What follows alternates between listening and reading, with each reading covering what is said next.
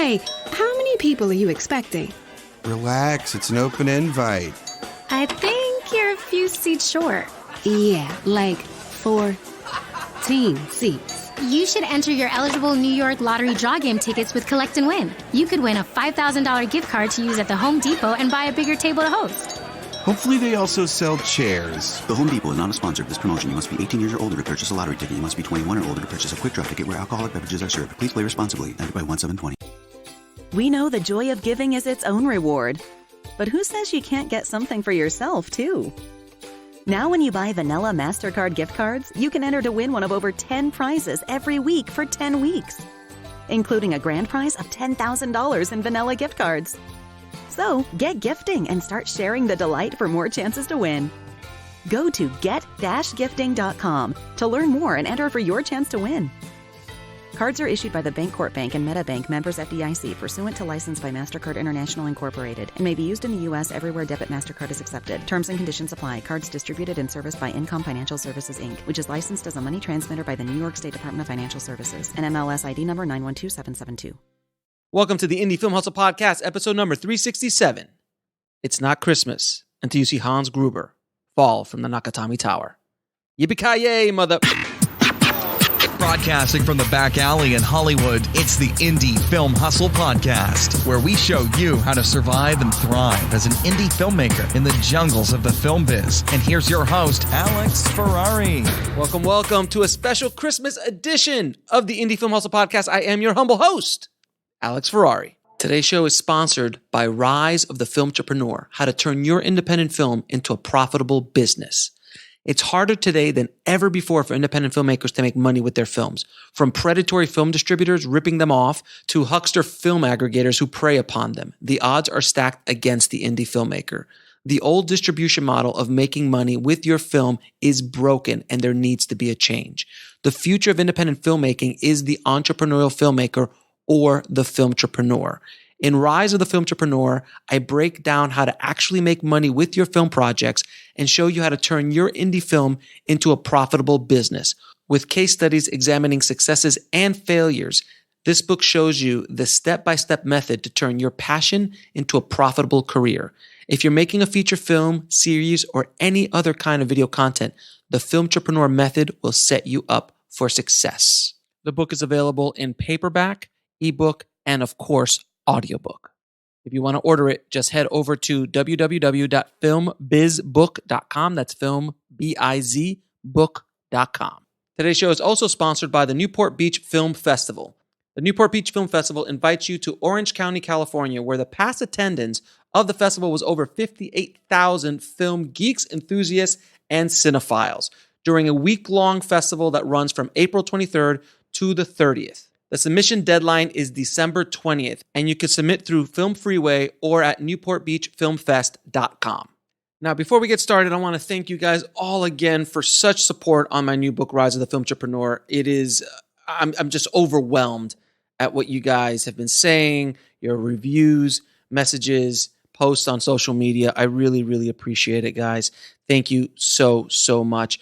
And also thank you for the lovely response to the new trailer for my new film, On the Corner of Ego and Desire, which comes out January 21st, 2020, everywhere. And I'll be talking more about that. There'll be some more clips being released over the next few weeks into the release date right before Sundance. So thank you guys so much. If you want to check that trailer out, head over to egoanddesirefilm.com.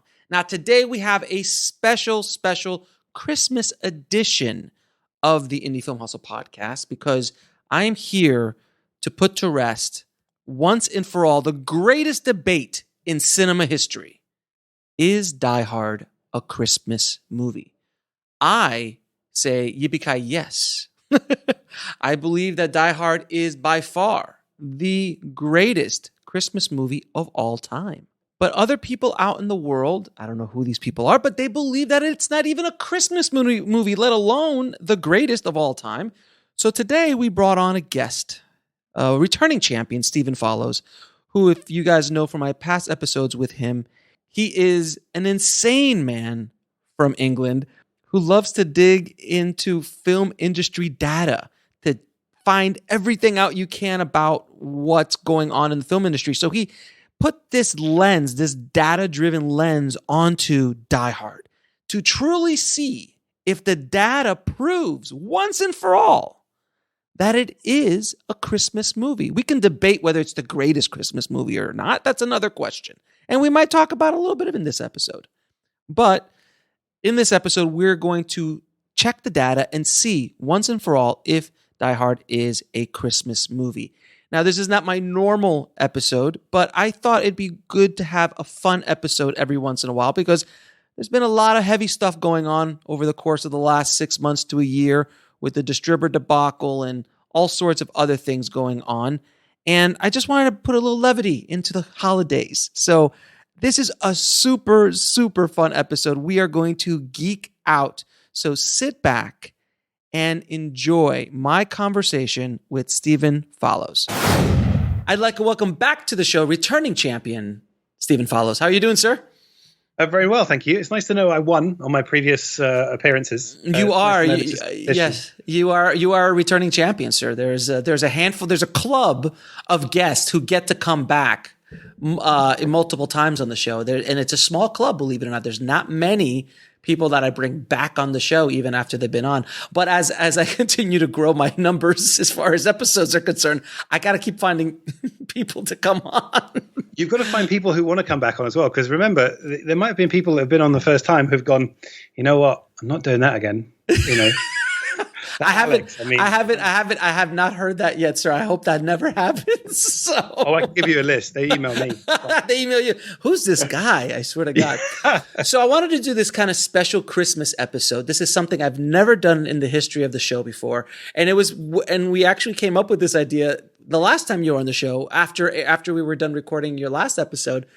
I don't know whose idea, if it was yours or if it was mine, but it was like, hey, we should do an episode on why Die Hard argue the point that Die Hard is the greatest Christmas movie of all time. I'm like, yes, we need to do this. So, shall we jump right into it, sir? What is your what is your thesis in regards to Die Hard being the best? I mean, arguably. I mean, there's Elf.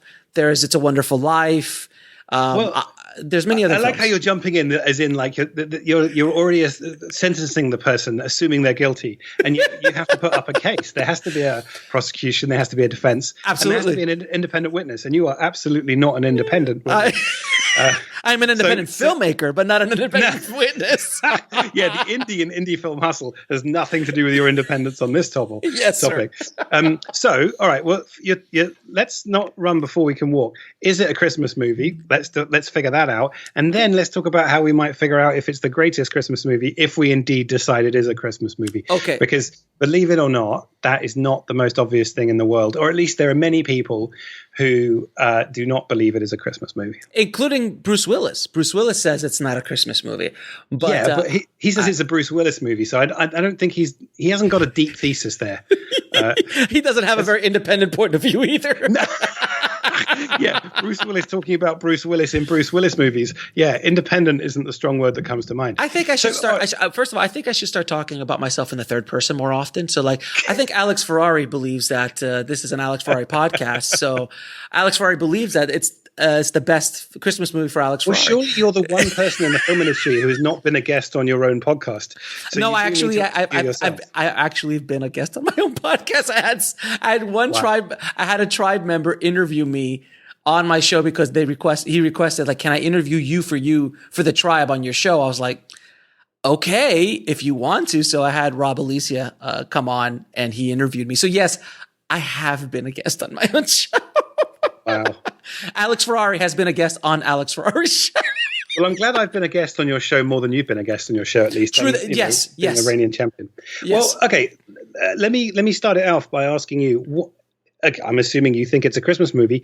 Why do you think it's a Christmas movie? What makes it a Christmas movie? Well, before we start, I want to ask you. I want everybody to know, if you do not know who Stephen Follows is, Stephen. Just because somebody be like, "What? Who's this Stephen guy? Why is Alex talking to him?" Oh, excuse me. Why is Alex Ferrari talking to him? So, so I just want to know, Stephen is probably he is a unicorn in our industry. There is nobody else like him. He does something that nobody else wants to do, nor has the ability to do, which is dig so deep into data for films that, I mean, he's a data cruncher for filmmaking in general, and goes into just obscene minutia. These reports he puts out on these amazing reports about filmmaking and horror reports and all this stuff. So I thought that if there's anybody who can put up an argument for this topic, I thought Stephen would be a perfect guest. Did I miss anything, sir? Would you like to represent yourself in this conversation? Well, normally my British sense of sort of self-effacingness is just making me go, no, I don't go too deep on stuff. But I'll be honest, even I think I went too deep on this topic, because last Christmas I kind of got carried away. What was meant to be like, my articles take me half a day at most, maybe. Some take longer, but then sometimes I build up databases that I can use multiple times, and it feels much more like a hobby. It doesn't take crazy amounts of time. This one took a crazy amount of time because I kept thinking of new threads, and also because I don't do a huge amount of teaching just because of time. I'd love to do more, but I was talking to a group of MA students in Birmingham, and I had to come up with a topic to talk to them about film data, and I wanted to get them interested. And I thought, is Die Hard a Christmas movie was the topic. I thought that would be great because it'll allow me to think about movies, as we'll talk about later on, in different ways. And so I asked them, and then they brought up loads of good threads, and then I talked to other people, and every time I answered one part of the question, I'd come up with two other threads. And the only reason that I published the article was, in the end, was because it was coming close to Christmas.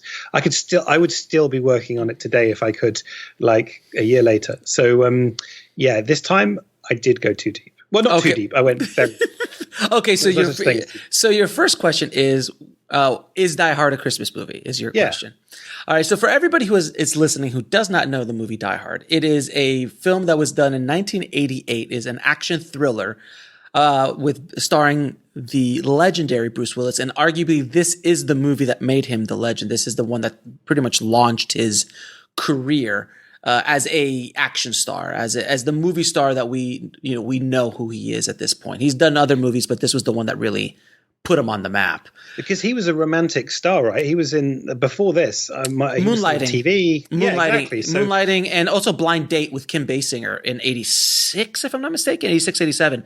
So he already had kind of started doing some feature work, but he was known as a TV actor for Moonlighting. I think he did 2 or 3 episodes of that when that show was like the show everybody was watching, and that's kind of where we were introduced to Bruce. But Die Hard, like, I still remember going into the theater in 1988. I'll never forget it. And I came in late, and it was already a big blockbuster at the time that I went to go see. It was probably a week or 2 in, and everybody was talking about it. This is pre-internet, pre-everything, of course. And I went to I got in late, so I had to go to the front of the theater. So I sat, like, I think in row 1 or row 2, and I just sat there looking up at it, which probably affected my impression of the film.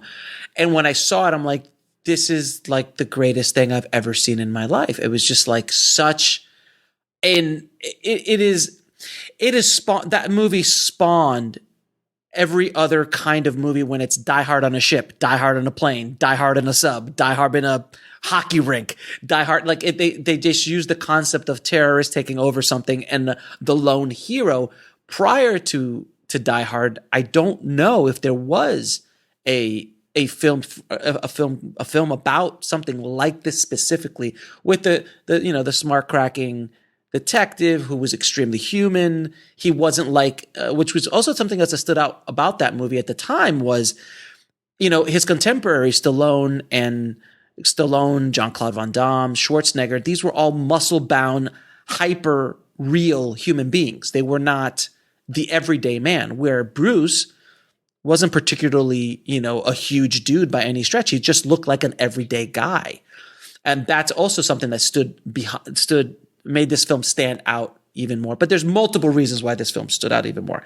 So to go back to it was 1 year after Lethal Weapon. So Lethal Weapon had a very similar vibe, a different movie, because that was more on the comedy side, less on the action, in my opinion. Both action comedies, but this one putting more emphasis on the action and the comedy being important, but not the essence. This isn't a comedy; it's a funny action film. No. Whereas absolutely. Lethal Weapon, you could argue, is more of a comedy with action. I don't know. It's and there was a good run there of amazing amazing films in the 80s that were just some of the best action movies: Predator, Die Hard, RoboCop, Lethal Weapon 2.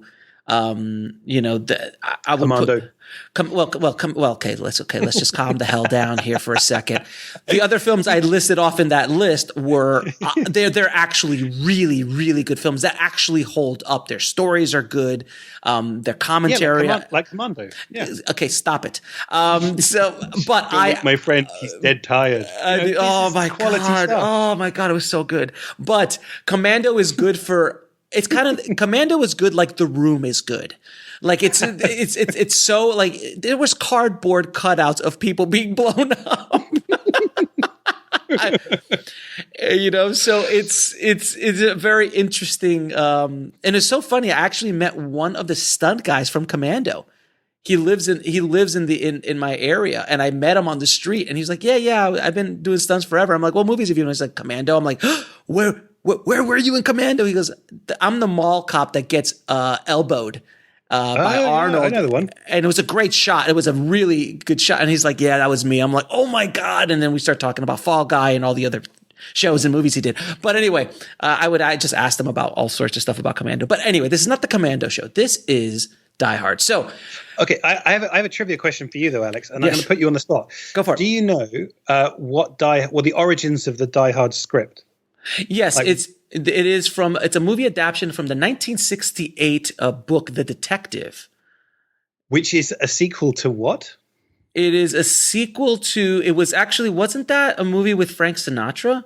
Yeah, so originally there's a book called Nothing Lasts Forever, yes. And then there's a follow-up called The Detective, and then The Detective was made into a film with Sinatra, and then Sinatra had the rights to play McClane, and they had to offer this to him. He was 73 at the time, and he turned it down. But there is a part of me, I mean, I want to see that as well as the Bruce Willis version, not instead. Please, yes. I also, we're now in the kind of era of older audiences and movies being remade. Why can't we have the version where we use the technology from Star Wars, where they use CG people, but we use a 73-year-old Sinatra who's drunk through most of it, and we remake the movie? Oh my God, yes! And then we have Sammy J. We have Dean and Sammy in it too. Oh, it would be fantastic. A Rat Pack Die Hard, fantastic. We can make this between you and me. We can get this made. That would be amazing. But yes, that was, and that's the funny thing about this movie, that book was it wasn't Jaws, it wasn't The Godfather, it wasn't this big best-selling situation.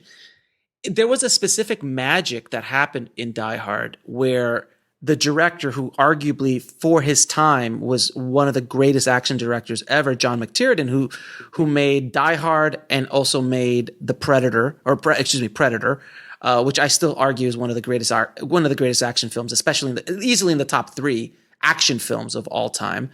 And then he made I think Die Hard 3 as well, which is the next best one, I think, in the definitely in the run. 2 was horrible. We don't talk about 2. We don't talk about 2. I enjoyed 4 though. I did enjoy 4. I thought that was an interesting submission into but then it completely went off the rails. Which is the one where he takes down a helicopter with a car? That would be, I think that might be 4, but I know he took down a Harrier jet in 4 with a car. I think that was one of them. And so, yes, it was a little, but the script was so well written. Like, it was a really good script, and they just threw John McClane in it. Like, it was a pre-existing script that they rewrote as a Die Hard movie. Yeah, it was called it was something to do with a meltdown, wasn't it? It was the cyber attack. It was a cyber attack. Yeah. So it wasn't an official Die Hard film, but they just this is a Die Hard movie. Let's put John McClane in it, and that's the end of it. So that was a really good one as well. But back to the original on Die Hard. Why do I think it is a Christmas movie? Well, first off, it takes place during Christmas, which does not automatically add it into the list of Christmas movies, but that helps because could you Kiss Kiss Bang Bang, is that a Christmas movie? Is Lethal Weapon a Christmas movie because it was during Christmas. A lot of the 80s. Yeah, because I think there's Shane Black. It was Shane Black. He did most of those. Exactly. I think it's kind of, I don't know, I don't mean this in a mean way, but it's a lazy irony. You know, the happiest time of the year where the saddest things are happening. It's got a natural ticking clock. It's got like, something visual. So the reason for choosing Christmas is not inherent in the story. It's inherent in the medium. It's, you know, action films work better at Christmas. Yeah, and I think, you know, Lethal Weapon was one of the, I don't know, I can't say it was one of the first, but it was one of the first times I remember Christmas being a thing. But even then, Christmas was not a main focus of the Lethal Weapon story. I mean, there was elements in the background, while Die Hard has a lot of iconography that is really Christmas. There's dialogue, ho, ho, ho. There's the Christmas tree. There's the Christmas hats. There's a lot more Christmas in Die Hard than there is in a movie like Lethal Weapon, in my opinion. Well, you don't have to worry about your opinion because I actually counted all the references, and I'll talk about that in a minute. Of course you did. You're just sort of remembering things. I've got the stats. I've even got the time codes. Anyway, do you see what I'm talking about, people? Do you see what I'm talking about? I want to interrogate this further. So okay. Your argument, it's a Christmas movie, comes down at least in one part that you said it wasn't the whole argument, but it gets some points, some Christmassy points for being set around Christmas and having some Christmas elements. All right, what else makes it? What tips it over the edge and actually makes it a Christmas movie rather than just a movie that happens around Christmas time? Well, there is a redemption of the main character.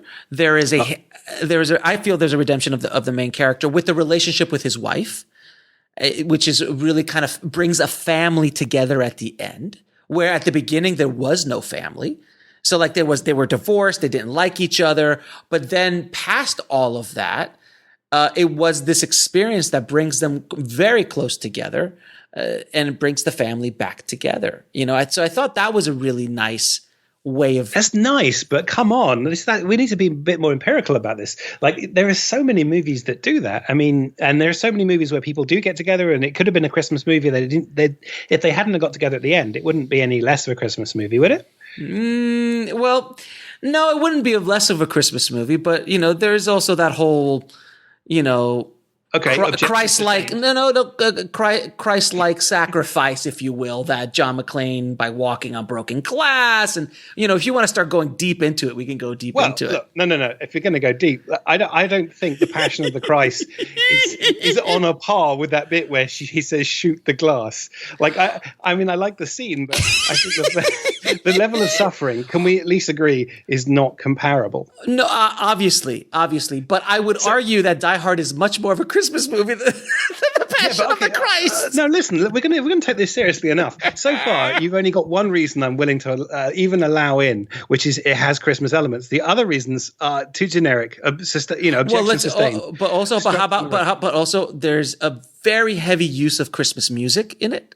Which is something very, very heavy use of it from the end, from the opening to the end. I think throughout a little bit, there's some sort of, but there's like, God, there's so many different like, you know, like ho ho ho, and when they kills one of the terrorists and puts the Santa hat on him.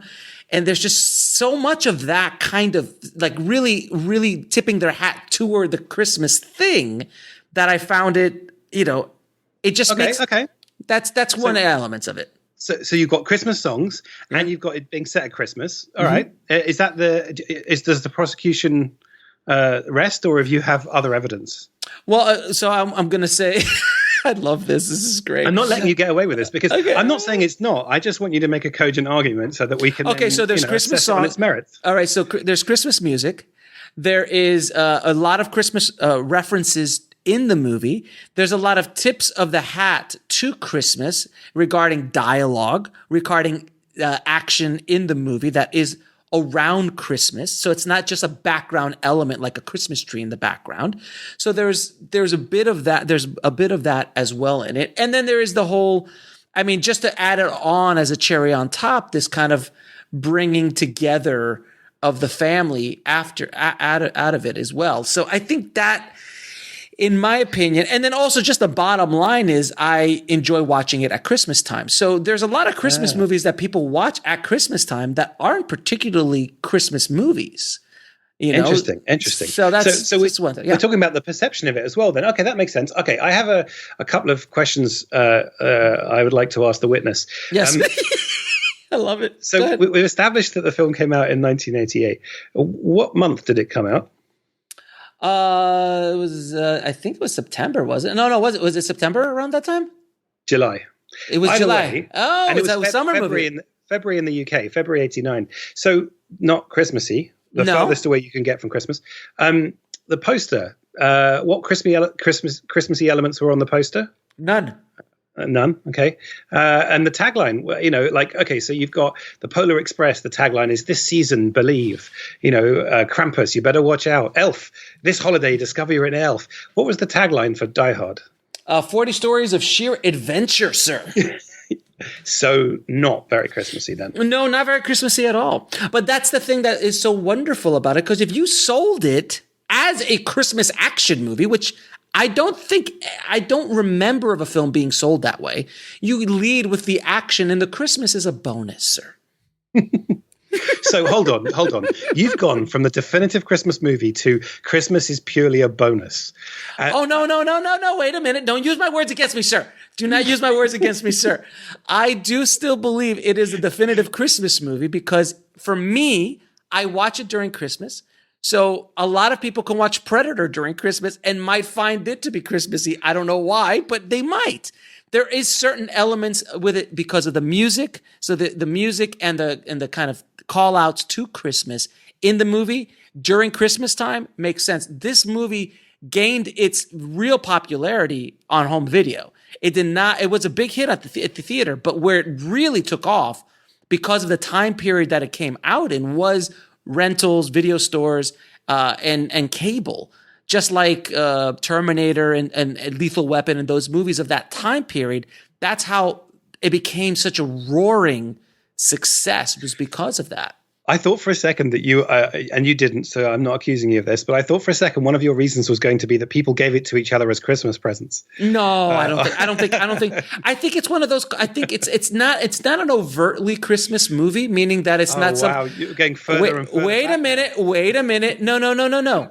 This is for me. It is a definitive Christmas movie for me. And for many people that I know of, because it's obviously a thing because we're talking about it, but it is not, maybe you give it as a gift to a friend at Christmas time, and only somebody that understands the inside, joke of it will go, oh, I get it. This is, of course, a Christmas movie. It's not so. So it's a secret Christmas movie. That it's clearly it's a secret. It's a secret Christmas movie that is the definitive Christmas movie, sir. Wow, I do hope you are never defending me in court. Oh, it's horrible. This is horrible. Go ahead. As a Christmas present to you, Alex. Yes. And assuming that you may get into further debates, because I get the sense you are the kind of person that has these conversations off mic as well. Oh, yes, I do. Let me help you, because there are a few things that you perhaps could have used in my defense. Brought into the record, and you haven't. Okay. So let me help you. This is my present to you, and then maybe at the end we can test your argument for other people. So, all right. I love this because this is such an interesting question, because it makes us think about what is a movie, like what is the concept of a movie, like and also you touched on it before, like is it the cultural understanding of it, is it what in it? So I think there are three different ways that you can think of a movie. Mm-hmm. It's art, so like culture, like it's it is art. It's a creative thing. It's a piece of art. The visual, the audio, the 90 minutes, however long it is, that's something we could look at, and that's what we talked about. There's the commercial side of it, like how is it sold, how is it marketed, what did Fox think of it, and then the last one is the cultural one, where it's the story of the story, if you will, like it's what we think about it and the perception. Exactly, and that can shift. Like the movie can't shift because it is a fixed movie, unless you're George Lucas. But other than that, the movie is fixed, right? But the commercial side of it, that shifts. But then again, we all know that they'd stick anything. I mean, you can get ho ho hodor t-shirts for Game of Thrones. So let's not, the Christmas side of the commercial part is not the definition, but the cultural stuff shifts. So let's start with the easy one. Let's start with the one that you were talking about before. So I counted all the words in the script. Of course you did. take a guess how many times the word Christmas comes up. Christmas comes up, I don't know, let's say, 20 times maybe? 18. Pretty good guess. Okay. Pretty good guess. Okay. So that is more times than the words explode, die, hard, shoot, kill, or blood. But it is fewer than the words gun. The word gun comes up 73 times. That makes sense. And also, interestingly, if you want to talk about like how you could look at a script and determine the genre, the word suddenly comes up 45 times. So it shows that there are reveals and moments, and it's not a slow-paced drama. The word suddenly is quite important to it. Anyway, So yeah, Christmas is quite a lot. There's a lot of Christmas in there. There's also a meta reference where they're talking about whether the song "Christmas in the Hollies" by Run DMC is Christmassy enough. But anyway. which is another argument to be had. I actually believe it's very Christmassy. It's meta. Okay, so the one of the writers, Stephen D'Souza, said it is a Christmas movie. He said if this isn't a Christmas movie, then White Christmas isn't a Christmas movie. Which, by the way, if you've ever rewatched, is absolutely horrific. Like Holiday Inn and movies like that we think of as classics. I went to go and see one years ago. Like they did a rerun in theaters at Christmas, and so I was there with my mulled wine and my mince pie, and sitting there watching. I was on a date, and I watched this like old classic Bing Crosby Christmas movie, and then there's a sequence in it where they all black up and dance, and you're like, wait, what? What's going on? Like I didn't, and I was there on a date. I brought wine. It did not look good. Anyway, so yeah, visual references. 21 distinctive Christmassy elements, Santa hats, Christmas trees, a piece of Christmas greetings tape, which, I mean, I was about to say spoilers, but if you're listening to this, and you haven't seen it, we haven't spoiled your life. You've spoiled your life. Fair enough. But the tape with the gun on his back. Yes. Okay. So that helps, right? You mentioned songs. So I used this is where I'm now embarrassed at the level I did go to. So I looked at a database of songs that are in movies and references, and I pulled loads of different databases together, and I tried to look at how many movies have Christmas songs and how much don't. And about 95% of movies don't have any Christmas songs. And so between, the Die Hard is more Christmassy than something like 99.2% of movies released over the last 30 years, just from the music alone, because you got Christmas in the Hollies, Winter Wonderland, Jingle Bells, Let It Snow, all that stuff. So as a piece of art, yeah, probably quite Christmassy. Quite Christmassy.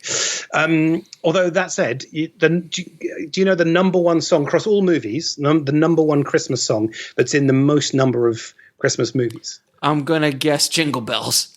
It is Jingle Bells, but Jingle Bells is not a Christmas song.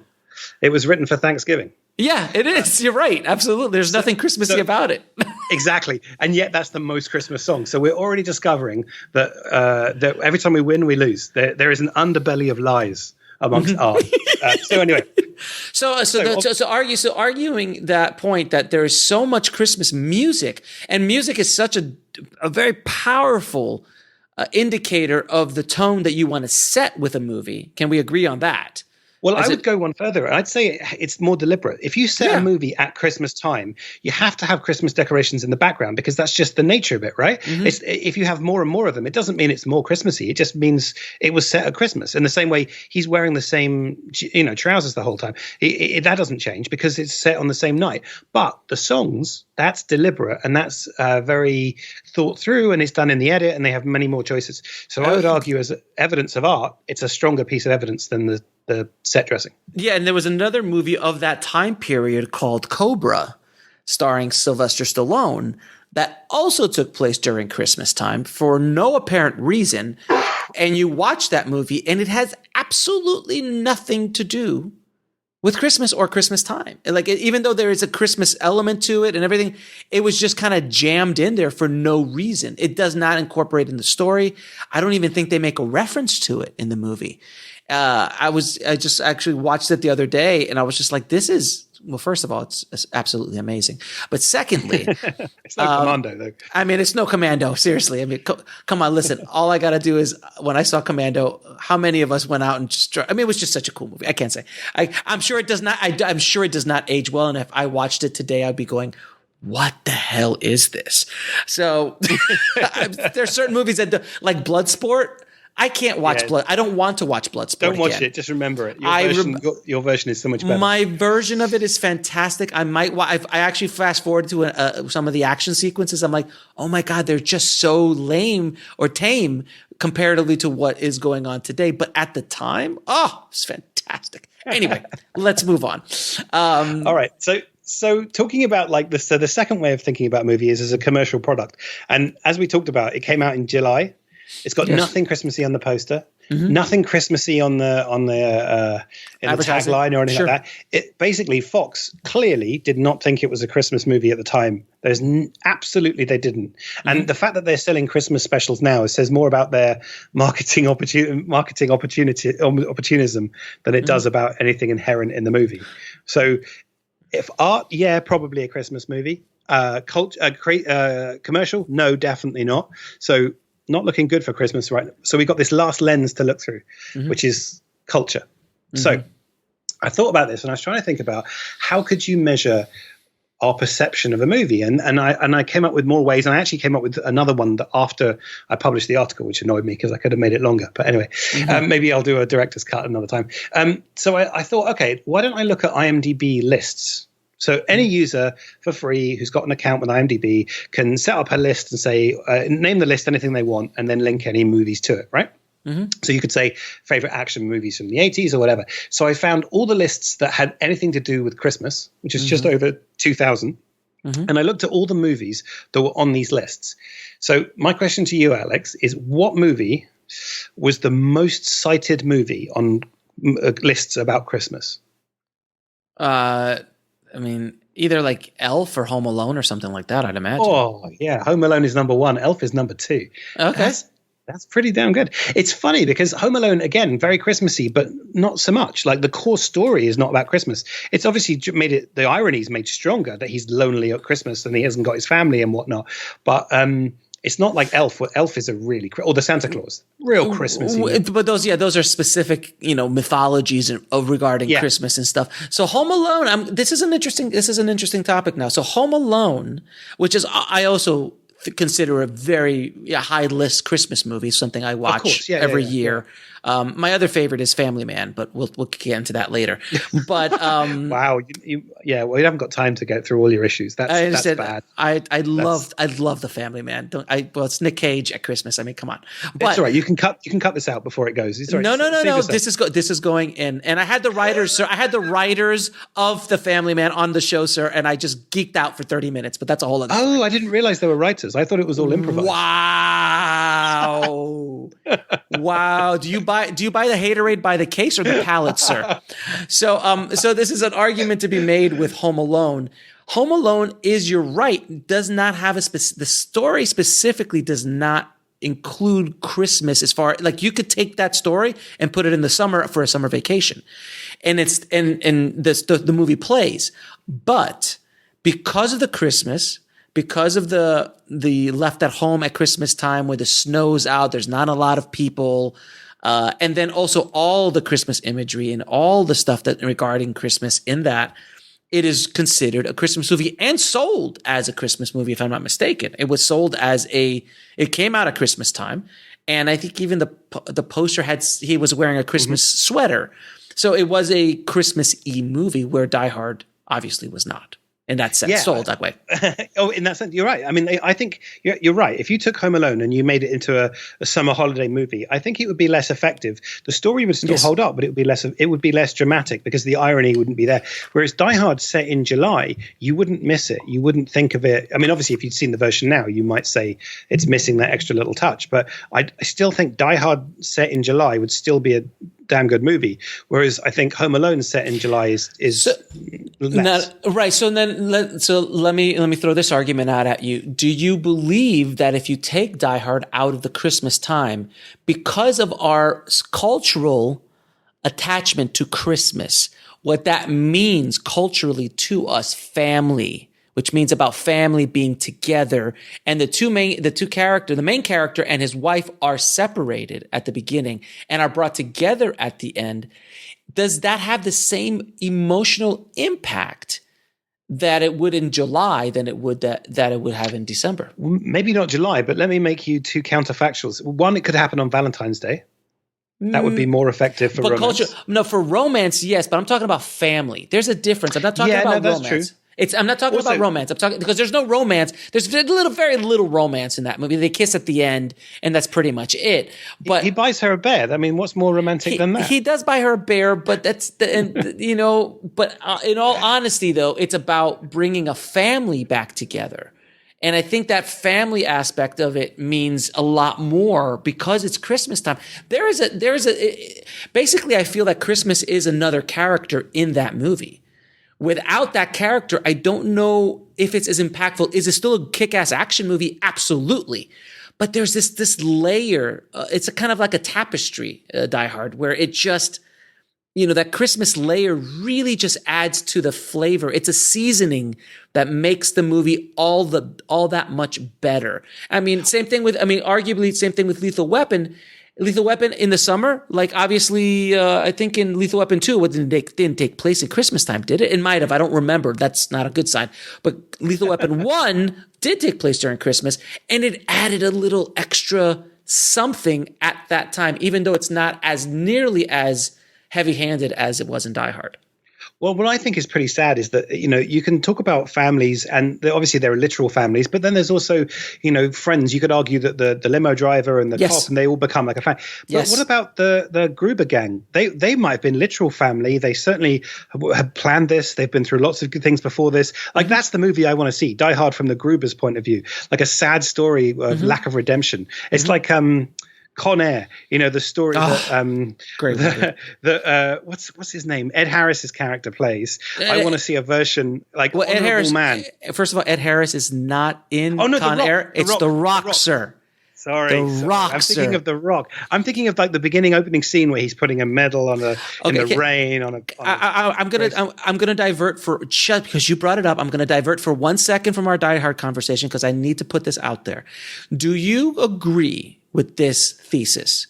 I believe that regardless if you like Michael Bay or not, I think he's still one of the great action directors of the modern era, without question. Unquestionably. I mean, it doesn't mean everything he's done is perfect. No. He definitely has defined a genre. He's defined a style. He's got a very clear visual way of telling a story, which isn't everybody's taste, but it is art. He has a voice. Now, would you agree with my thesis that after The Rock came out, because he did Bad Boys first, and Bad Boys had elements of it, but I think he really honed into something with The Rock, and then Armageddon afterwards, which is kind of like the Commando of its day. The Rock is an actually fantastic, wonderfully acted, directed, written for the 90s. It was wonderful. But do you agree that from that point on, every other action director was chasing Michael Bay? You could start seeing a shift in the way action movies were directed and produced after The Rock. And you could see it clearly with films right after The Rock because everyone started doing that. The same thing happened with Tony Scott. When Tony Scott showed up, action movies changed. Like when Tony Scott started doing action movies, everyone was like, well, I guess this is the way we do it. And Tony and Michael have you could see that they went to the same school, but they have different flavors without question.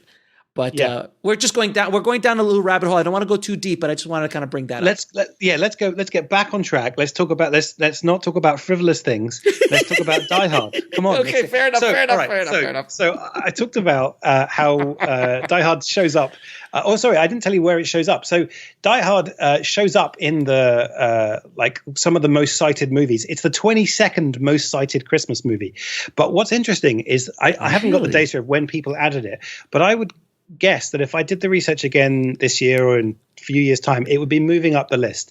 And I don't know if it'll ever knock off Home Alone or Elf, but there are loads of movies in there that I think it's going to become more Christmassy. So in time, as time has gone on, it is now, and that concept of it being a Christmas movie, it is actually becoming more of a Christmas movie purely by the culture, society, and the fan base. And that's what's so fascinating is that the movies themselves, the actual movie, the celluloid, the images and the audio don't change, but our perception of them change massively. And so there are movies that, whether it be Birth of a Nation, Song of the South, things that we push away, and there are other things that we pull towards us, and they got undiscovered classics or whatever. So I had a look at anyone can have a look at the page views for any Wikipedia page. Mm-hmm. So I went and had a look at like the page views for films like Lethal Weapon, Raiders of the Lost Ark, Seven Samurai, Aliens, and they've got all their views are spread out pretty much evenly across the year.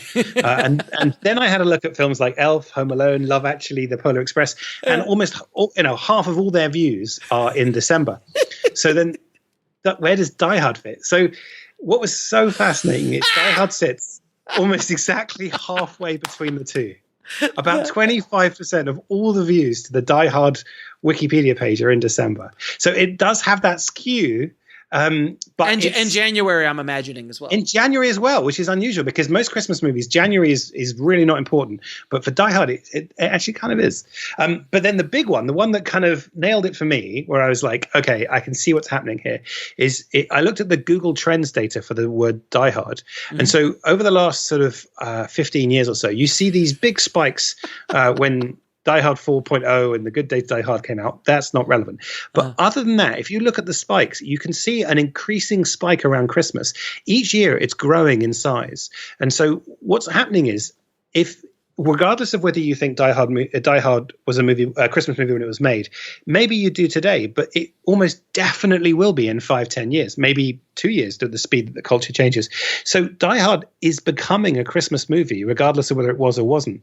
So it might have been, it probably is now, but it definitely will be in the future, which is amazing because we're living through this cultural shift. And even the fact that this is a legitimate question, no one's asking if Alien is a Christmas movie. It's not taking up anyone's time. No one's doing podcasts about it. No one's doing data analysis. So the very fact that we're talking about it proves that it's culturally relevant to Christmas, which I think is amazing. It just really shows you movies are what we think they are. And like you said, actually, one thing you said at the beginning, which I gave you some stick for, but actually is a pretty solid answer, which is it is to me. And that's how culture works.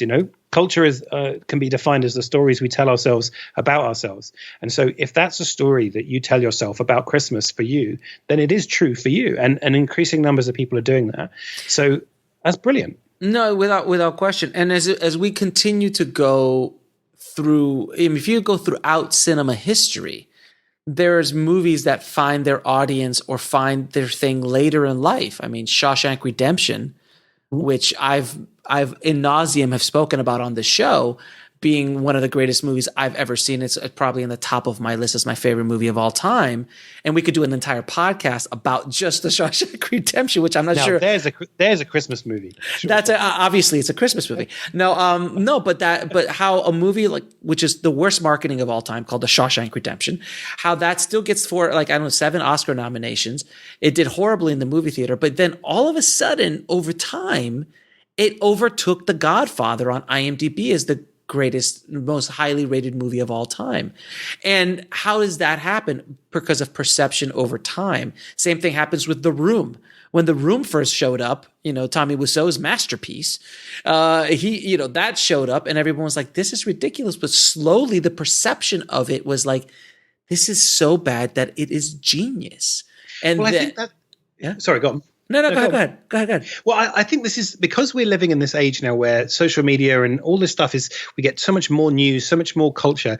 We're living in a time where we're seeing cultures shift in a way that they always shifted. Obviously, we're not still living in the Victorian era, but they did it sort of imperceptibly. Every now and then there would be a moment, a war or a particular event or something that would remind people things have changed, but actually, we're seeing it almost in real time. If you think about Me Too and things like that, you think about how people look back. I mean, at what people were doing in the past.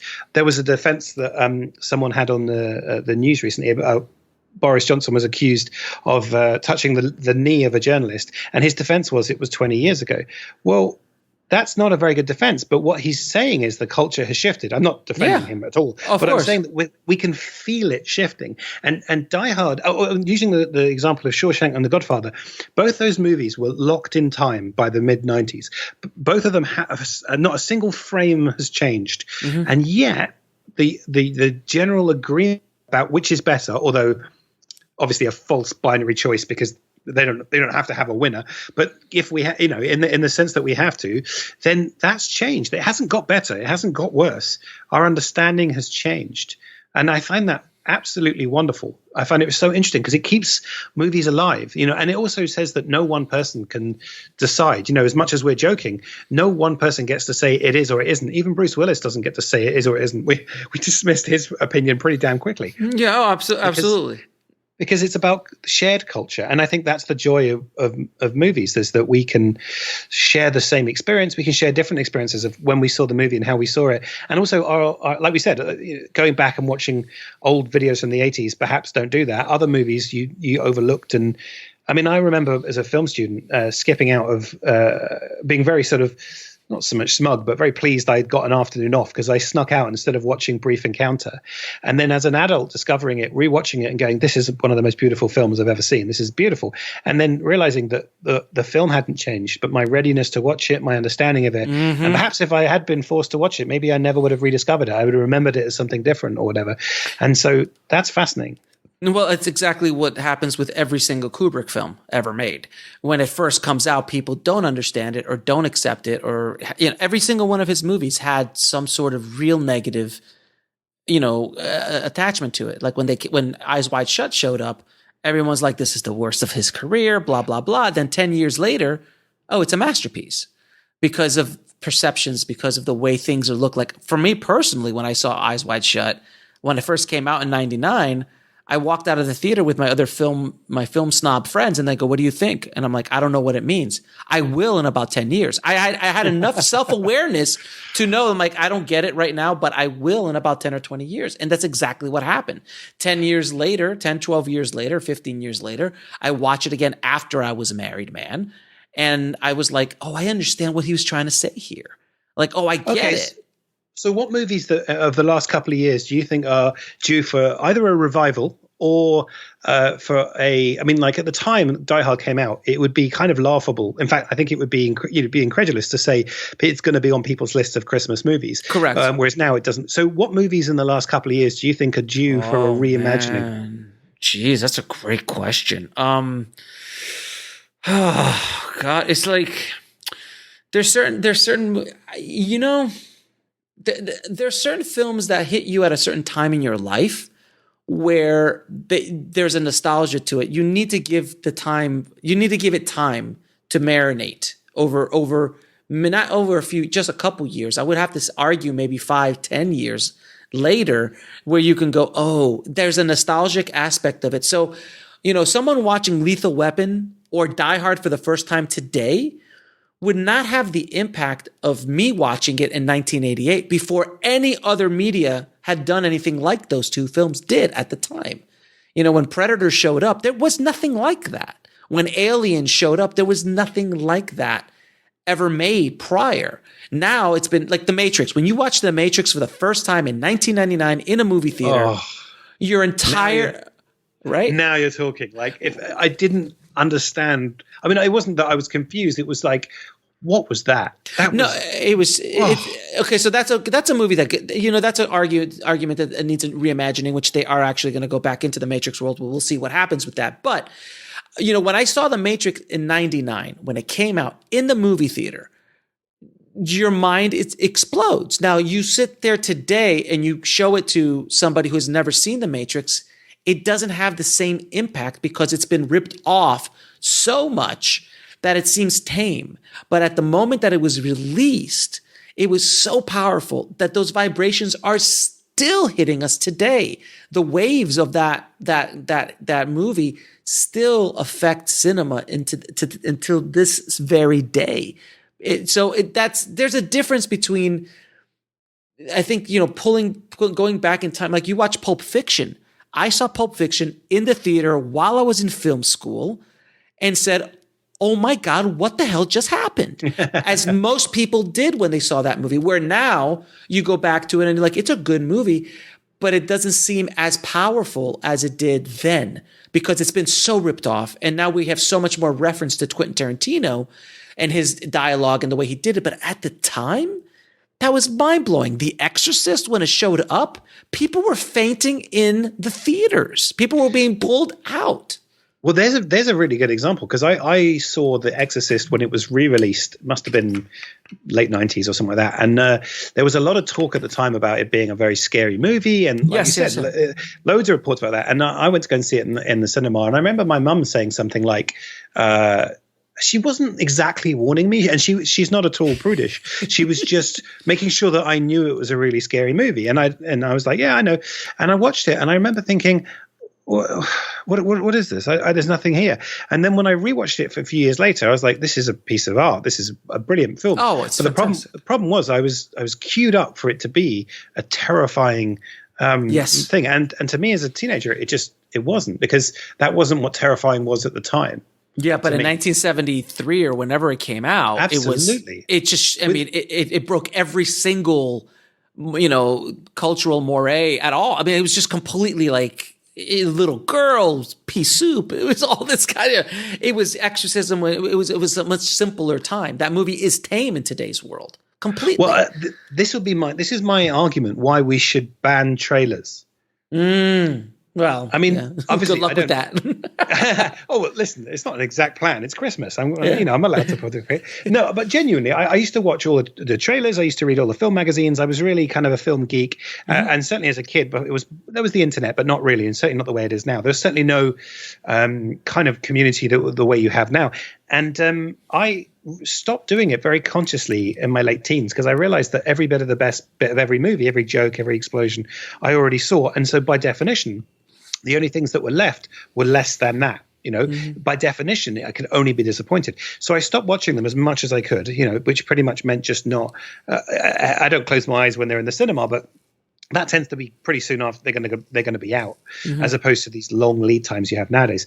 And it massively improves my understanding of movies. I don't know quite what to expect, and obviously I still pick up the hype, and I still get a sense of the reviews without reading them because people put the stars in the headlines. But you feel like you're keeping the best of it, so you can discover it as much as you can for yourself. I do that every time there's a huge movie that I want to see, like Avengers Endgame. I didn't watch any trailers for that, I don't think. The Star Wars movies, like I try not to watch anything of it purely because it was just like I just want to be surprised when I'm in there, and it's and you have to rush out opening weekend. If not, you can't go on social media because everything's going to be ruined for you within a matter of minutes after people come out with the movie. But to argue about like The Exorcist, because I remember watching The Exorcist when I was in high school as well. I was in the 80s, and I watched it, with the lights on in the middle of the day because I was told it was so terrifying. And I mean, it is a scary movie, no question. Oh yeah, no doubt. Yeah, no doubt, it's a scary movie. It's not like like the movie that terrified me, and still like I've watched it a million times, so it doesn't have the same impact, but still gets under my skin. Is The Shining. Like you watch The Shining, it's the music, and there's the specific reason why there's those 4 notes. I saw a whole documentary on just the 4 notes that he uses and why it's used in everything that regards to death and everything like that. But the music, the environment, the performances, it's just eerie. It just gives you like the EBGBs on a psychological level, because arguably the imagery is not terrifying. No, it really isn't. It's like, it's the suspense. It's the, it's everything all thrown in together. Let me ask you then. I think this is just a personal theory. You'll be disappointed to hear I have no data to back this up. I maintain that there are only 2 horror films made for children. And I think they were made around the similar, I don't know the exact time, but they're similar sort of time, certainly in the history of film. What would you say are horror films made for children? Oh God! And it's not like Hotel Transylvania. It's not anything that uses the Halloween aesthetic, because that's not horror. That's No. a trope. What age group are we looking at? Oh, I think children. I think, sort of 5 to 12. Wow. Man, I mean, other than maybe some Harry Potter films that you can argue. Oh, they're dark. The last couple where so many children died. Well, I mean, it's Prisoner of Azkaban, still my favorite of all the Harry Potter films, and that's a pretty dark. I mean, that's when the soul sucking guys, I forgot what they're called, they come out. Yeah, the Mentors. I mean, it's pretty intense. It's an intense film. That's not what I was thinking of, but you're absolutely right. That stuff it's meant to be for kids, but I don't know how maybe kids are completely fine and it's just us adults. But yes, you're absolutely right. I take your point there. That's certainly a darker series than I think anyone would have expected. For me, the two that I was thinking of are Willy Wonka from the Chocolate Factory and Chitty Chitty Bang Bang. Because so I will agree with Willy Wonka. So Willy Wonka, they increasingly get killed in a way that you would in a slasher horror, one by one, right? The foreign ones get done first. Also, he's creepy and weird. And then there's that tunnel sequence with the rival. And then there's the whole thing is just, they're in the woods with a mad person they think is killing people, and people are dying one by one. And then there are these weird small people who seem to be like one of us, but to different lyrics. That's a horror movie. And then Chitty Chitty Bang Bang, the child snatcher, is the most terrifying concept for children. Yes, he actively hunts children and he tricks them with the things they want and then kidnaps them and does it without any sense of humanity. Like there's no purpose to it. And obviously you imagine, I mean, as an adult, the idea of a land without children sounds pretty damn good, but as a kid it's like you're being hunted and they could be anywhere. Well, I would argue two other movies that I could throw in there before I forget. Matilda. Oh, yes. And Pinocchio. Roald Dahl. I mean, if you read the Witches, the Roald Dahl books are dark, but the Witches, again, spoiler, but they die on the roof. And also Danny the Champion of the World, that's quite dark. Like there's a lot of darkness in Roald Dahl stuff. It's not Spielberg, oh, my dad passed away in the past. Dahl, kids are killing people and the adults are genuinely evil. And Matilda's a great example. Yeah, I mean it's scarier having a set of parents like that, and the school that she goes to than anything else. It's much scarier than a ghost or anything like that. But I mean, obviously, this podcast is about Die Hard being a Christmas movie. So of course. Let's get back to work. We've gone off the rails a bit because this is what's happening when Steven and I get on a call to start talking movies. This is what's going to happen. But I think that we've rest our case that it is a Christmas movie and will become more of a Christmas movie as time progresses. That's the key. I think that the key thing here is that if we were to argue, or you were to argue with anybody else about the content of the movie, you're never going to win because you're both seeing the same movie. So unless one person's really not paid any attention, you're arguing over minutiae. But the point is that's not what movies are really there for. Movies are there for it's about stories. It's about culture. The reason that when we love the same movie and we have the same feeling and we share that and it's incredible is because it brings us together and it unites us. And so our understanding of movies is the definition of a movie. And so Die Hard, if enough people think it is, then it is. Exactly. And you watch Birth of a Nation now and you just I can't believe these people did this. This is so, for our culture and our time period, that movie seems so racist, so everything. Inexplicable. How did this happen? How did this, and then not only how did it happen, but how is it held up as one of the greatest, movies of its era? If you pass beyond the concept of the movie, what D.W. Griffith did with the cameras and so on, he was one of the founding fathers of cinema language. Unfortunately, it's with a film like that. That's why Citizen Kane has really taken up that mantle much more than even when I was in film school, my film teacher in film history class were like, there was Birth of a Nation.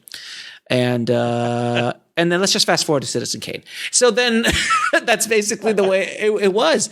But that's a perfect example of a film of its time that meant it did so well at its time because that was all completely acceptable. There's things that were done in the 80s and in the 70s that do you think Blazing Saddles would come out today? They actually, Mel Brooks said that recently. He was being interviewed, and he was like, never political make correctness is killing comedy. I don't know if it is or not, but his point was it is, and he was saying that would never get made today. There would be no way in hell. Like when I saw Blazing Saddles for the first time, I said this movie would never get made today. But then Borat came out, and I was like, okay, well, Borat was a movie that you look at Borat and you're like, how in hell did this get made? But Borat was one of those films in recent years, which is, I don't know how old it's like 10, 15 years old at this time. I don't even know how old it is now. But when it came out, we're still in a very politically correct time. How that movie got through was fascinating. But Blazing Saddles, I mean, can you imagine? Can you imagine that coming out today? It would be impossible. There are other things that are shifting, and we talked about this a bit earlier on today. I can't remember if you and I talked about this on the previous podcast or not, but there's a movie from the mid-'80s called Blame It on Rio, and it stars Michael Caine. Yeah. And I just looked it up on IMDb, and the plot, the one-line sentence summary is, best friends and their daughters vacation in Rio de Janeiro, only for one of them to fall for the other one's daughter. And so basically Michael Caine falls for an 18-year-old or 17-year-old, whoever old she is. She falls for him. He's obviously a grown man with his own adult daughter. And also the two actresses in it are topless within the movie. So not only is the plot wrong, it's also got a male gaze to it. It's got a very kind of, she's attractive and young, so that's all the definition we need. And I do wonder what other movies that perhaps our children will look at us and go, how did you watch that? Now, we're not people that went to go and see Blame It on Rio, and I'd like to think it wouldn't get made today, but there must be movies out recently that we'd all go, and maybe Borat's the one, or it's probably something more innocuous, because when a movie's trying to be offensive, it's almost more okay, because by definition, you're trying to push boundaries. It's the boundaries that we're not challenging, the ones that we think, this isn't an outrageous statement, this is fairly normal. That's the bit. Well, if you want to see films that are completely out of date in many ways, just go to AFM or go to the Cannes Film Market. Go to those places and you walk around and you see these movies which have exploitation of women, exploitation of action and violence, and it's just this kind of like primal kind of cinema which was made famous in the 80s. This kind of primal muscle-bound guys and TNA, and I still have conversations with distributors like, is anybody naked in it? If they are, I can sell it to Germany or I can sell it to this country because of the nudity involved in it. So that's still going on very much so today throughout the world. And it is still, films like that are being made. Are they made by the studios? No, they're not made by the studios anymore. The studios have figured out that R-rated movies of that manner, it's not something that the culture here, at least, is really looking at. And they also know they can make more money in PG-13 films. That's why it's so difficult to get a really adult film made in the studio system. Things like Logan, or even Deadpool, for that matter. Even in the superhero genre, those are hard R movies. Well, thank God Deadpool made so much money, because that's kept it alive for another 5-10 years, and they'll constantly try and kill that. But thank God there was one that got through. And Logan too. But they've all performed the way that Hollywood thinks they have. It would become received wisdom that they can't make that anymore. Right. Bringing it back onto topic, is there anything in Die Hard that you think wouldn't get made today? If Die Hard was a script in development, and obviously Die Hard and the original didn't exist, but everything else is the same, do you think it would get made? Who'd get cast? Like, how would it get changed? I mean, the idea of him rescuing her, surely that's very kind of male gaze, male explanation. There is a male gaze to it. There's no question about it. Would that movie get made today in the way that it's written? I don't think it especially would get done in the Hollywood system, because first of all, a movie like that with a star of his caliber, you have to remember this is a star of his caliber at the time. Bruce Willis was nobody. He was just like a TV actor, and he had one romantic comedy with Blake Edwards called Blind Date with Kim Basinger, if I'm not mistaken. I don't think there was anything else. Die Hard is what made him. So to release a studio movie with an unknown or very mildly known actor, That's not going to happen today. So you would need a big movie star. With a big movie star, let's say we throw Tom Cruise in it. We throw Will Smith in it right now. The Rock. The Rock. Throw The Rock. Yeah, but The Rock did this movie. It was called Skyscraper. Skyscraper. Yeah. Right. And it was horrible. Movie. It was horrible. So The Rock is a really interesting character because I'm a huge fan of The Rock. I'm a monstrous fan of The Rock. I love what he does. And I just, all his films, even though some of them are really, like I didn't like the Earthquake film or whatever that thing was called. And San Andreas. Yeah. There's certain films that I watch. I was like, oh, dude, Rock, really? But there's other times he's like, oh, well, that was genius. He's a really great performer, great actor, great personality. But he's one of the last kind of, like, you couldn't throw The Rock into Die Hard and make it work because they tried doing that with Skyscraper and it didn't work. And the reason why is because Die Hard works because it's Bruce Willis. It's the everyman. If you throw Stallone in that, you've got Daylight. You've got, because Daylight was Die Hard in a tunnel. Mm-hmm. Or you've got Schwarzenegger. You can't throw Arnold in that movie. It doesn't have the same energy. Bruce brought this everyman aspect to it that made John McClane what John McClane is. If it was a hyper real human being like The Rock is a hyper real human being. He does not represent the mass audience by any stretch. He is a superior physical specimen. Bruce was not. So are you saying it has to be like Paul Rudd?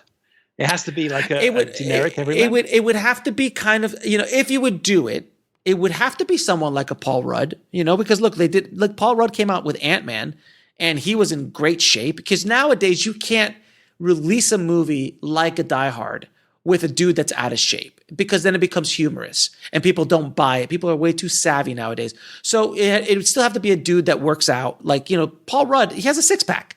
Chris Pratt, he's a beast now. Okay. So here's my studio pitch: Die Hard remake, but with all the gender roles flipped, and Anna Kendrick is the star. So you see, now that's a comedy to me because I don't see Anna Kendrick being able to pull off the action aspect. She's not believable in that role. But that's the point, though. You just said, but it's a comedy. But no. But there's a difference. But there are women actresses out there that I would buy doing that. Like you give me, Charlize Theron is she's too beautiful. Or Angelina Jolie as well. Yeah. I think we're getting there eventually. I think if we just carried on this conversation long enough, we'd end up where we all know we'd end up, which is Meryl Streep. Now, Meryl Streep, I would buy in Die Hard. Why? Because Meryl Streep can read a telephone book and I would buy it. It doesn't matter. Absolutely buy that. It doesn't matter what Meryl does. She can do no wrong. But with that said, could Meryl pull off Die Hard? I think she could. I think she would do. She's a little. She's going to crowdfund. But. She is a little bit, older now. So I'm not sure. But maybe Meryl 10 years ago, 15 years ago. No. She's timeless. It's a role she's playing. No, there is a physicality to it, but you know what? Okay, Helen Mirren. Let's throw Helen Mirren in there. I think Dame Helen Mirren. Let's put her in Maggie there. Smith. Maggie Smith could do it. Okay, you see, now we're just going off the rails. There is a point where yes, the talent is there, but the body just doesn't carry. You can't physically carry. There's CG. There's computers and stuff. You get some people to press some buttons on the box, and then they make the body all okay. All right. So I think the bottom line to a remake of Die Hard is like the remake of any movie. There is a magic that happens at the time that it's released with a group of people that are putting it together that cannot be recaptured. There's never been a remake that is as good or even than the original. It does not happen. I disagree. Give me a remake. Thomas Crown Affair. Ooh. Yeah, gotcha. Well, there's James Bond as well. But yes, that's a remake, but okay. But first of all, Thomas Crown Affair, which I love Thomas Crown Affair, the new one, the one with Pierce. The difference is that the Thomas Crown Affair, there was such a long time. Look at A Star Is Born. I love the recent remake of that, but something that's so iconic, because you could argue that Thomas Crown Affair is not as iconic as a Die Hard. It's not as you can't remake The Godfather. I'll give you another one. You can't remake Shawshank Redemption. Like, it's not possible. Not in the way it is.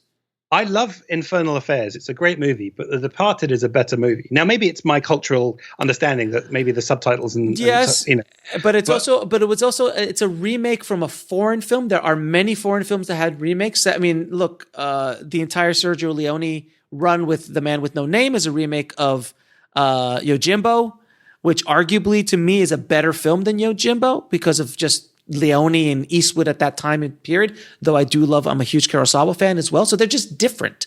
They're different films. Infernal Affairs and Departed are completely different because you've got the energies of Scorsese and that movie made Mark Wahlberg. Made Mark Wahlberg. See, Mark Wahlberg stole every scene he was in that movie. How is that humanly possible?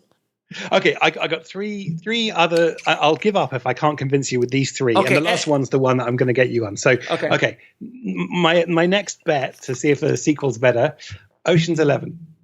Yeah, it is. Of course it is. But that was a bad movie to begin with. I didn't like the original Ocean's 11. I thought it's just not well done. So they just took the concept and remade it into a much better film. Okay, all right. Okay. Yeah. Number 2, I'm going to get you on this last one. But number 2, The Mummy. Well, again, they're just like, you could say, I mean, come on. The original Mummy was made 100 years ago, literally. So, when they remade The Mummy with Brendan Fraser, is it a better movie? No, I thought those movies were, the only thing that was redeemable about those movies was Brendan Fraser at that time in his career. He made them fun. The director, Stephen, whatever his name is, he's a horrible director. I'm sorry. He did Van Helsing. He's not a good director. He's not a good storyteller, in my personal opinion. Are they fun movies? Yeah, The Mummy's fun. I rode the ride at Universal. It's great.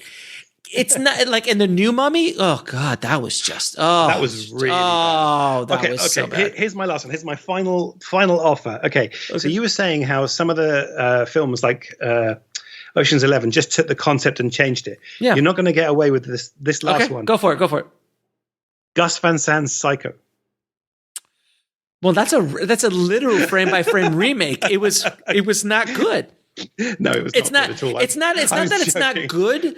It's not that it's not good, because it's literally the same movie with updated actors. He understood that you can't remake Psycho. Like, you can't remake Psycho. It's the audacity to remake Hitchcock, but then the humility to appreciate you can't improve it, so you're just going to shoot it in color. Like, that's such a in color with these new actors. But you watched both of those movies, and you just can't recreate the magic. Like, can you remake Star Wars? No. Can you remake Rocky? No. Like, Creed is a fun movie, but it's not Rocky, nor will it ever be, because Rocky was the first of its kind back in 1976 when it came out. Well, so okay, then let me take that. Let's make this the final thought for this Christmas podcast, because I want to make a suggestion that next year, in 12 months from now, we have not the topic of is Die Hard a Christmas movie or the best Christmas movie. Yeah. The thesis I want to put out, which I don't have the data for yet, is that Rocky is a love story. It is a love story. It's a romance film. It's absolutely a romance film. Are you kidding me? Of course it's a romance film. Where's your data, though? My data, the whole damn thing revolves around him and Adrian. The background is the fight. The fight is the background, which he doesn't win. So that's a subplot. The main plot is Rocky finding love and finding that whole relationship with Adrian. The second movie has to do more about Rocky and his fame and then eventually beating Apollo. But then without Adrian, it becomes a very different movie. Like, that whole movie, like, they spent so much time, like, in the ice rink, at the pet shop. That's not an action movie. They're dates. They're dates. This is a date movie. Rocky is a date movie. Without question, it's a romance film. I would completely 110% argue with that. Now, is Rocky 3 and 4 a date movie? Absolutely not. They're not. They have now then, I think 2 was that little transition before it became the hyper real, amazing films that they were in the 80s. But isn't this some kind of really clever meta comment on relationships? That when you first meet somebody, you're excited by them, you go on dates to the ice rink, bad things happen in your life, but you don't mind. But then very soon, life starts to feel like Rocky 3 and Rocky 4. The relationship and then the divorce happens at Rocky 5. But then 15 years later, you find yourselves again, and then Rocky Balboa comes out. So it's like, because Rocky Balboa I thought was a fantastic film. I couldn't believe that it had no business being as good as it was. It really didn't. Outrageous. I mean, seriously, it was outrageous. But what Stallone did with Rocky Balboa, the actual movie called Rocky Balboa, was fantastic, And then what they did with Creed, because he put Rocky to bed, and then what's his name came up, the director of Black Panther, I forgot his name. He came up with Creed and said, "I want to do this," and Stallone's like, "Okay." And now they've created a whole new generation of people following Creed, which is a great story in its own right. And if you remember, Rocky Balboa was not about Adrian's past at that point. So she's not with him anymore. So now it becomes a story about his own redemption with his own son, and it becomes all this kind of stuff. But a side note, a quick note. Do you remember in Rocky that Rocky had two pet turtles? Yeah. They're still alive. Whoa. So you're saying we could make a remake with the same actors? No. Wait a minute. They're still alive. They're 44 years old.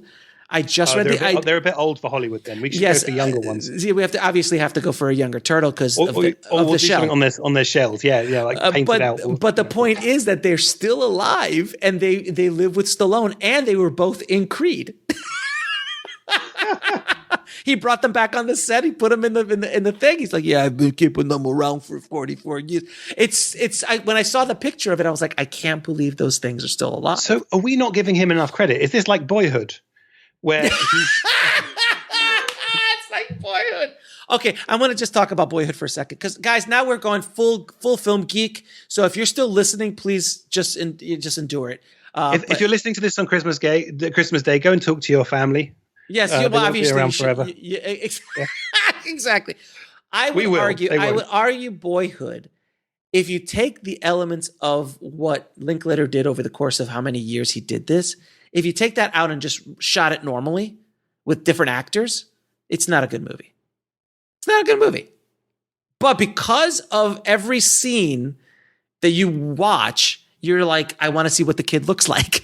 I want to see what Ethan Hawke looks like. I want to see what Patricia, like, that is what kind of carries it for me, at least. I'm never going to watch Boyhood again. Yeah, it's Evel Knievel, basically. It's not that you want to hear what he's got to say, but you want to see if he makes the jump.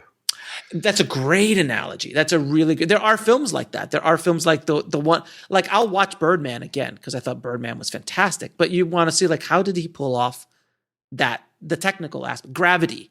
You watch Gravity, and like, how did they pull off Avatar, or like these technically insane films? You're like, I just got to see how they did it. And then if you're lucky, you find a movie that's technically insane and also has a good story that you could watch again and again. Like, I'm fascinated to see what James Cameron does with his next 4 Avatar films that he's doing. From what I'm hearing through the grapevine, it's something that's so insane that we can't even grasp at this point. Well, I hope that our grandchildren who are around when they come out will enjoy the movies. And, I know. I really appreciate it. Yeah, I'll be 70 when that comes out. Jesus Christ. I mean, you're rebuilding technology. It's just what he does. I mean, he's what he did in Avatar, we started using as like the capturing the face for visual effects and stuff. That's a standard now. Before then, there wasn't. Like, nobody had done that. Can I tell you a quick Cameron Avatar story? All right. So I had a friend of mine who was he was shadowing Cameron on the original Avatar, and he walked on the set, and he was there for a few days. He's a DGA director, and he asked to be on the set. He's like, sure, come over and see what we're doing. So he gets to this soundstage that has it's the mocap stage, and behind Cameron there's literally 60 to 70 people in this kind of arena style seating arrangements with thousands of computers and cables and everything, because the technology was literally being designed as they were doing it. And he had this one camera that he saw everything. So in that one viewfinder, he saw the entire world around him rendered. So he could just move the camera to the left, and whatever is supposed to be there would be there, a forest, a tree or whatever. So there was a scene where he's jumping off a helicopter, and then he, like when they land, like when the avatars land and they jump off and they run a little bit, he does that, and then he runs into a tree. Like, he literally runs into a tree. There's no tree there, but he runs into a virtual tree, and he yells, cut. Jimmy, move this tree over 30 feet. And you see this mouse come in from the heavens, grab the tree, lift the tree up with roots and all, and moves it 30 feet the other way and plants it. And you're just sitting and go, we are in the presence of somebody who's playing at a completely different level than pretty much anybody else on the planet. You're absolutely right. Although I have and what I'm about to say might sound cheeky or deliberately rude, but I mean it as a genuine question. Given the huge amount of money and the fact they had to invent entire departments, technologies, jobs, why didn't anyone work on the script? Oh, Jesus, here we go. Anytime I hear anybody... I saw Fern Gully. I didn't need it to be in 3D. I wasn't missing a dimension. Okay, I saw Dances with Wolves as well. Listen. Exactly. Okay, this is the deal. And okay, well, let me finish the story and then I'll tell you my feelings on that. Oh, sorry. I thought that was the story. No, the story's not that. The other story, the rest of the story is that he walks up to James Cameron afterwards like, hey, Jim, this is pretty impressive, man. This is pretty cool what you got going on. And James Cameron turns to him and goes, what would be effing amazing is if I didn't have this damn cable. That would be impressive. This cable that's always hooked up to my camera. I don't like that. And that's the mentality of someone like James Cameron. He's like, for us, we look at it going, oh my God, you've got godlike technology. And he's like, yeah, but the cable. I don't know how true this is, but I heard a story, not through someone who was there, but maybe apocryphal, but I understand it to be true.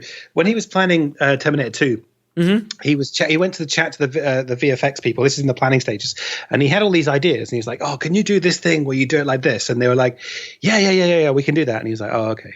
Can you do this thing where like we did that? And they were like, yeah, we can do that. And he was like, oh, okay. And then he said, what if it was like, I don't know, liquid metal and it was walking through fire? And they're like, we don't know how to do it. I want that. I want the thing you don't know how to do. Figure it out. And you can kind of see that. Like, but that's him. He didn't do anything that's been done before because that's boring.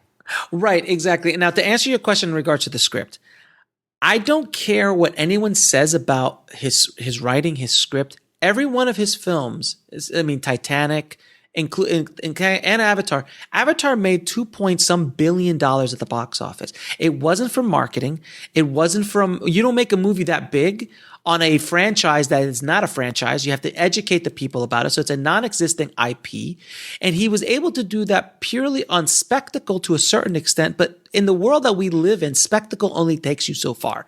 If the visual effects, it's not like Jurassic Park, where you were like, oh my God, there's dinosaurs. Like, we're past that stage at this point.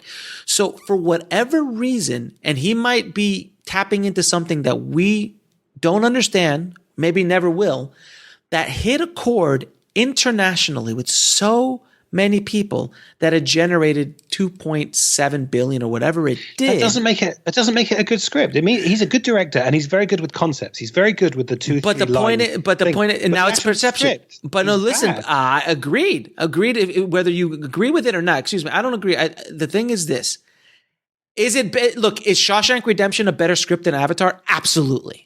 There's just no question. Is The Godfather a better script and movie than Avatar? Absolutely it is. Is Sausage Party a better script than Avatar? Yes. Okay, maybe. But the point is this. It is the perception of the audience. He does not make movies for you or movies for me specifically in regards to like, is this a perfect script?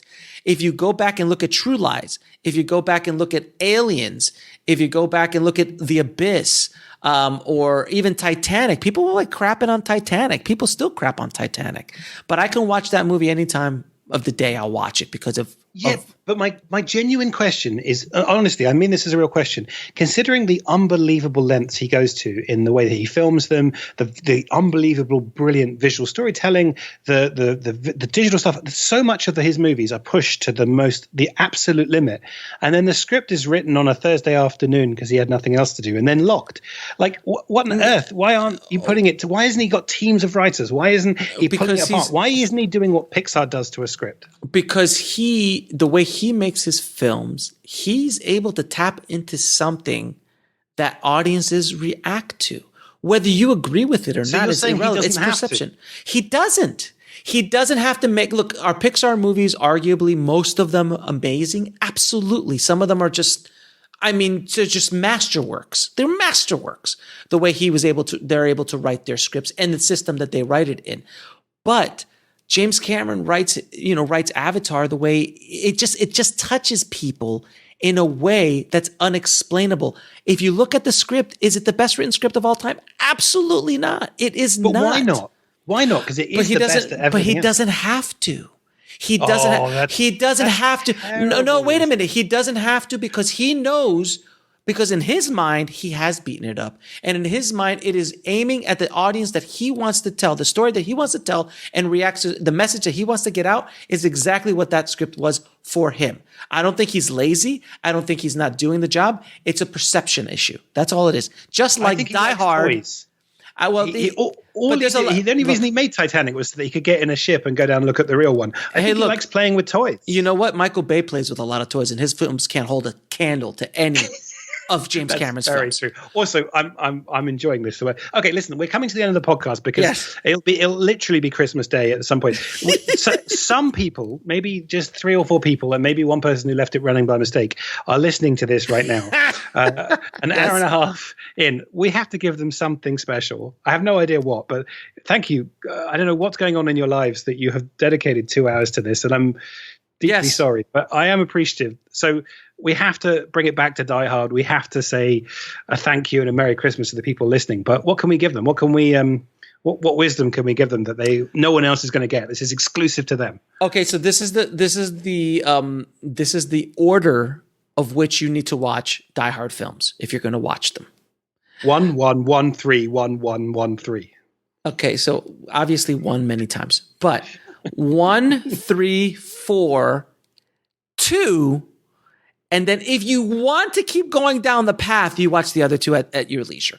But that would be where that's how I would watch them in order. I would suggest that you watch them in a marathon, that you drink heavily and you go 1 3 4 5 2, because by the time you get to 5 and 2, you'll probably be in the right state to watch them. And every time he says, every time they say the word gun, you take a shot. Exactly. And just before the second one starts, you take 3 shots. Yeah, exactly. Oh God! But arguably 1 and 3 they're masterworks. I love 3. I think 3 was fantastic. 3 is a great movie. I really enjoyed it as a kid. I've watched it as an adult, and it's good. I do enjoy it. It doesn't transcend. So few films do, and obviously that's not the criteria for a good movie, transcendence. Mm-hmm. But the idea of stepping out of just being a good time into something. Okay, so meaningful. I'm going to ask 2 questions of you, and then I'll answer them as well. And this is where we'll leave it. Your top 5 Christmas movies of all time, and your top 5 80s action films of all time. Oof. Well, Die Hard is topping both those lists, but that's cheating, I guess. I think Elf is an unbelievably brilliant movie. Like, I watched it. I think I avoided it when it first came out, and I just didn't think it was for me. And the first time I watched it, because I think I'd watched it after reading screenwriting books and things, and thought, okay, I should watch it. And I was like, this is so good. And it even has a moment where he looks like he's going to kill himself. And it's so universal. It's so quotable, and it's, hi, I'm Elf. What's your favorite color? I want to answer the phone like that every day. It's got 2 stars in it who were both brilliant, but weren't as well known as they are now. Right. And that movie hits me every time, and I sort of keep it back. I don't watch it too often, maybe once a year, just so that I can really truly appreciate it and not make it too familiar. I think Home Alone is as a kid, I had it as a video, as a VHS, and I love the idea of it. I think it's not aging too well insofar as it's, as a kid, you just go with it. As an adult, the violence is slightly shocking. But it's cartoon violence. It's not. There's no real damage done. So it's kind of like Marx Brothers or Three Stooges kind of violence. Yeah, although it feels slightly more real just because of the deep, powerful performance Joe Pesci gives. And Daniel Stern, both of them. Yeah, he's in it. Come on, that scream! That's amazing. Come on, his scream is the best. Okay, I'll give you that 3 seconds of screen time. Yes. I think I tell you what, I think Love Actually is an awful movie. You think? Oh, excuse me. I'm sorry. What was that? It's an awful movie. It's terrible. We're just gonna end. We're gonna end this right now. I mean, if you can't Love Actually, I mean, come on. No, but it's cheating because it's got loads of half stories and moments. Of course, you're going to like little bits of it because it's the best bits. It's like going instead of having a proper meal. Oh, I know like what you. 2 or 3 things off everyone's plate. You're going to get sick at the end. You're eating all the sweets and all the candy. Like it's just not. It's lazy because it's got no through line. It's just loads of fun things. Like here's a thing, here's a thing, here's a thing, and some of them are just. I mean, also the Colin Firth story is just a bit weird. But I tell you what, the Laura Linney thing is some of the best story and performance I've seen in such a long time. And that moment with Emma Thompson and the Christmas present, it justifies the entire movie and is just the most hot. You know, I saw her on a plane not long ago. I didn't talk to her, obviously, because I'd be really mean. But when I saw her, and the first thing that flashed through my head, all of the things she's done, and I think she's terrific as a writer. She's incredible as a performer. She's brilliant. She seems like a lovely person. But the thing that came to me in my head was just that moment, that one shot where her performance destroys you. And yet she does it. And that for that moment alone, obviously, there's loads of fun things in the movie as well. I do like the bit on the bench where sort of, I'm in love. Oh, that's fantastic. Wait, didn't you hear what I just said? Oh, yeah, good point. That's terrible. That's kind of sweet. I mean, unnatural, but sweet. Also, that thing with Keira Knightley is just creepy. Talk about aging poorly. Oh, that is stalkerish. That's just, yeah. Also, it's all done as a cute thing. Like it's like, oh, don't worry. You're a man. You're allowed to be like this. Like, no. Okay. So what are the next ones? So I think Bad Santa's kind of incredibly Christmassy. I think it's kind of fun. Okay. I think I'm not sure I'd watch it many times, but it's definitely fun. And then the last one, you have to go with the Muppets Christmas Carol because the Muppets make anything better. Well, obviously, if you add the Muppets to anything, it does make it better. I mean, there's no question. All right, so I will concur that Die Hard is on the list. In no particular order, I would say Scrooged with Bill Murray. Mm-hmm. Very good, fantastic film. I'm gonna say the Family Man. I love the Family Man. I don't care what you say. I love the Family Man, and I'm very proud. This is being recorded, Alex. I understand. I'm very proud of it. You're on the record at the moment. I was on the record when I interviewed the writers. Yes, there were writers on that movie. Yes, and it did very well. There's nothing right. Even though it was directed by Brett Ratner, which I still think it wasn't. I think it was somebody else who did it, because there's way too much heart in that film that Brett Ratner would direct it. But anyway, that's a whole other story. I would say, so what is that, 3? I would say Love Actually would probably be another one on that list. And I would say it's a tie between Elf and The Holiday, because I love The Holiday as well. I've never seen it. I know of it, but I have never seen it. It's really a wonderful film as well. It's a Wonderful Life. No, I don't like it. I'm sorry. I don't like it. I watched it. I recently watched it again. I was like, I don't get it. I'm sorry, everybody who hates it, hates me for saying that. I just don't get it. I don't think anyone hates you for it. I think everyone just feels for you, Alex. You know what's going on in your life. And I'm very depressed. I'm very. Who hurt you? Who hurt you? This is.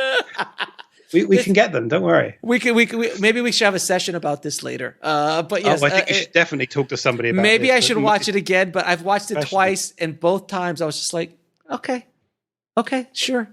It just doesn't. I would rather watch Nightmare Before Christmas or Home Alone, without question. Yeah, okay, but that's there's very few things in the world I would like to do more than I'd like to watch Home Alone. So that's it's whether you'd watch nothing. Then anyway, yeah, I would watch nothing. I would watch nothing rather than watching it. Okay, your question about the best 80s action movies. I have a process question.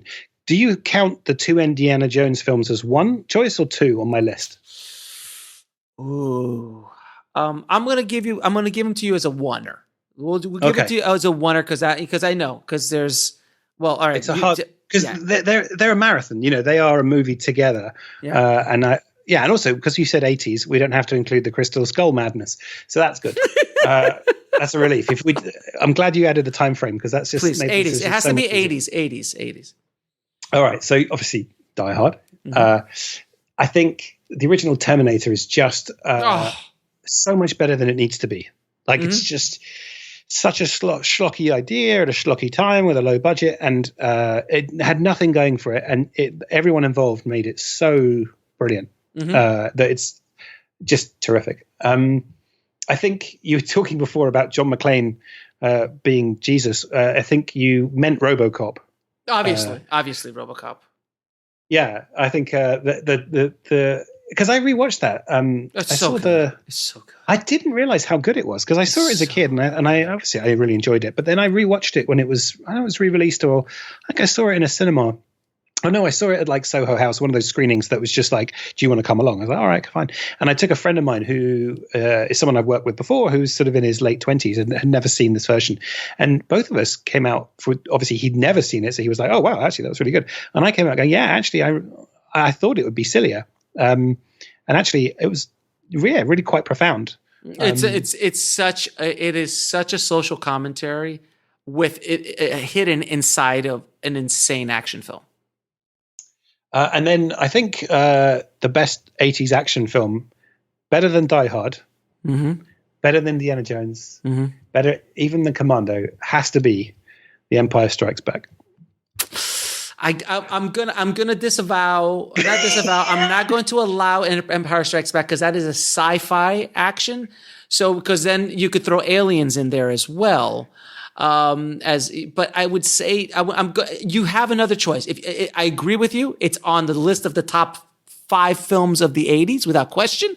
But let's keep the genre as pure as possible. Though Predator, I would argue, is much more action than it is a sci-fi film. But that's just makes sense. All right. Well, Return of the Jedi. No, I'm joking. Well, we'll ignore Death Wish 1, 2, and 3. Oh, Jesus Christ. And also Raw Deal and Raw USA. Deal! Wow, Invasion USA! Jesus, what are we going to go into? American Ninja? American Ninja? What are we going? Let's Bloodsport. Lone Wolf McQuaid? No. Yes. Okay. I'm going to go for Batman. Okay. The Tim Burton Batman. Okay, all right. Oh, shit, I forgot one. Can I have a bonus one, please? Sure. The Running Man.